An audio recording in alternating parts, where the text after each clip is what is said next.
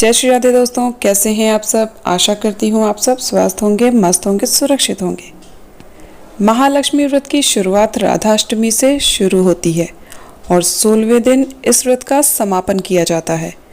इस दिन महालक्ष्मी व्रत कथा का पाठ करने से भक्तों पर माँ की कृपा दृष्टि बनी रहती है। महालक्ष्मी व्रत भाद्रपद के शुक्ल पक्ष की अष्टमी तिथि के साथ शुरू हो जाता है। इस दिन राधा रानी के जन्मदिन के रूप में राधा अष्टमी का पर्व भी मनाया जाता है। महालक्ष्मी का व्रत आज से ही शुरू होकर 16वें दिन यानी कि 17 सितंबर को समाप्त होगा। आज के दिन विधि पूर्वक और श्रद्धा से महालक्ष्मी व्रत रखा जाता है। इससे देवी लक्ष्मी प्रसन्न होती हैं और भक्तों पर अपनी कृपा दृष्टि बनाए रखती हैं। पूजा अर्चना के साथ ही इस दिन महालक्ष्मी व्रत कथा का भी पाठ करना चाहिए। तो आइए पढ़ते हैं महालक्ष्मी व्रत की कथा। काफी समय पुरानी बात है। एक गांव था जिसमें एक गरीब ब्राह्मण रहता था। वह भगवान विष्णु का भक्त था। वह नियमित रूप से श्री विष्णु की पूजा करता था।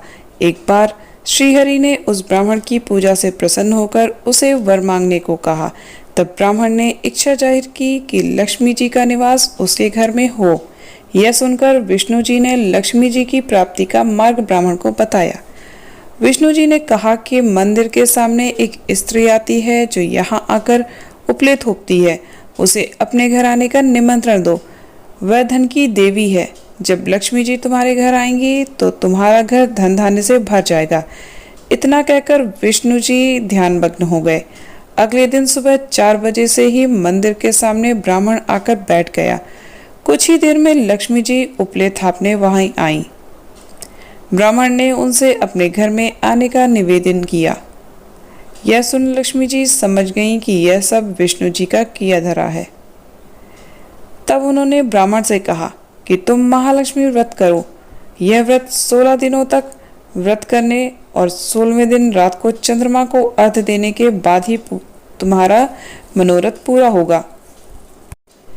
इसके बाद लक्ष्मी जी की पूजा कर ब्राह्मण ने देवी को उत्तर दिशा की ओर मुंह करके पुकारा। उसकी तपस्या से प्रसन्न होकर माँ ने अपना वचन पूरा किया। तब से ही यह व्रत पूरी श्रद्धा से किया जाता है। ऐसा करने से व्यक्ति को माँ का आशीर्वाद प्राप्त होता है।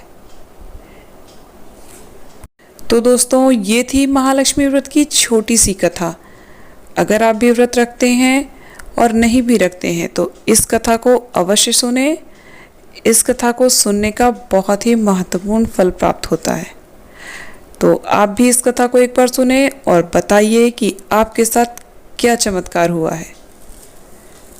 अगर वीडियो पसंद आए तो प्लीज़ इसे लाइक, शेयर और चैनल को सब्सक्राइब ज़रूर कीजिएगा।